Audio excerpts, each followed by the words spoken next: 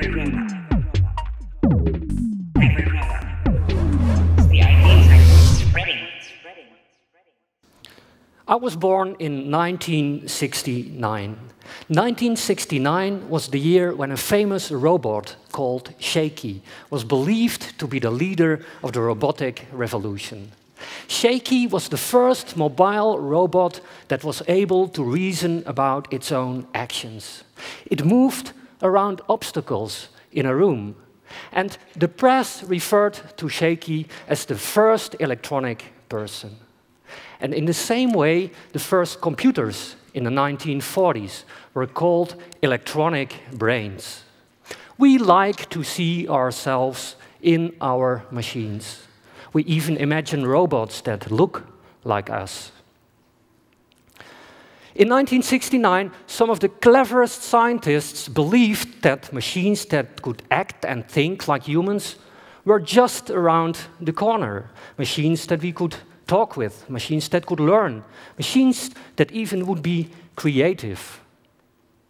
And when I was a child in the 1970s, I was hoping for a robot that would clean up my room. But my hope was in vain, and my room stayed a mess. Let me ask you, how many of you have a robot at home that hoovers your floor or cleans your windows? Please put up your hand if you have such a robot. I see a few hands, but not many. So here we are. It's 2012 now, and the household robot still hasn't reached the masses. But on the other hand, we have chess computers that beat the best human chess players in the world. So isn't it amazing that hoovering a floor is more difficult than playing chess? Well, while hoovering a floor, you don't just remove dust from the floor. You may need to push a table or lift a pile of papers. And getting a subtle grip on everyday objects is still very hard for robots, as you will later see in Martijn Wisse's performance. Furthermore, something that few people realize, while hoovering you need to take complex decisions. What to do, for example, with the piece of paper or the paperclip that lies on the floor? Throw it away? Put it somewhere else?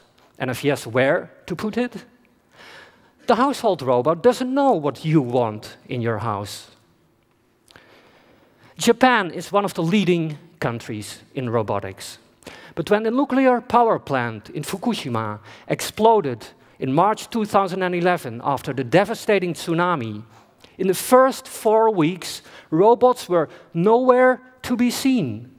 People had to do all the dangerous jobs that had to be done. So here we are. It's 2012, and Japan couldn't use any of its robots to help repair its nuclear reactors. Japan builds robots that can play a trumpet or lead a wedding ceremony, but they couldn't help. This shows that Japan's focus on humanoid robots has turned out counterproductive. What the world really needs are practical, affordable robots that can do the dull, the dirty, and the dangerous jobs for us, humans, and not robots that play a trumpet or lead a wedding ceremony. And the examples of Hoovering and of Fukushima show that it's time to change our thinking about artificial intelligence. Artificial intelligence doesn't have to be like human intelligence. Robots are not going to take over the world. Instead, one of the most amazing developments of the last decades is that artificial intelligence has not replaced human intelligence, but we have enhanced our own intelligence with the intelligence of our machines. We use search engines and spell checkers. We use automatic voice and face recognition. Airplanes can even land on automatic pilot, but always in cooperation with the human pilot. And all our artificial intelligence systems show a very different intelligence from what we see in humans. And like an airplane flies in a different way than a bird, computers and robots are intelligent in a different way than humans. But there is nothing wrong with that. But I claim that if we think better about the differences between human and artificial intelligence, we can make better use of our smart machines. So let me ask the question, what is the fundamental difference between the human brain and the electronic brain, the computer? The human brain has changed very little, if at all, in the last 100,000 years. We still have the brain of a social primate, and I call this the monkey in us. And because of the monkey in us, our brains actually have only two basic functions. The first basic function is to ensure the survival of the body of the individual. And the second basic function of the brain is to ensure the survival of the species, so that we can reproduce. The electronic brain doesn't have the limits of the monkey in us. Sometimes that's good, sometimes that's bad. But no robot has ever shown the initiative to reproduce. So what is the fundamental difference between the human brain and the electronic brain? It's the biology. There is one thing computers and robots will never, ever be able to do, and that is to evolve from the apes. Let me be clear. I love computers, I love robots. They can do great things. But we have to combine the best of two worlds, the best of humans with the best of machines. Computers are much better than the human brain in making extremely fast calculations. And they don't make any errors, at least if humans program them correctly. The computer has a huge and perfect memory. The computer never gets tired and is not affected by emotions. Would you like to have a computer that suddenly gets angry at you? Would you like to have a computer that after a few years turns out to suffer from depression? Would you like to have a robot that late in the evening longs for a glass of whiskey? All these emotions make us human, but we don't need them in our machines. On the other hand, the human brain is still much better than a computer at learning. We can learn a huge variety of things. To learn a foreign language, we can learn to play football or to play a trumpet. The human brain is much better at pattern recognition. I can show each of you a randomly chosen photo, and if I ask you to describe what you see, you can perfectly do this. No computer can do that. And the human brain is creative, a property of the brain about which we still know very little. And we have no idea how to make our computers creative.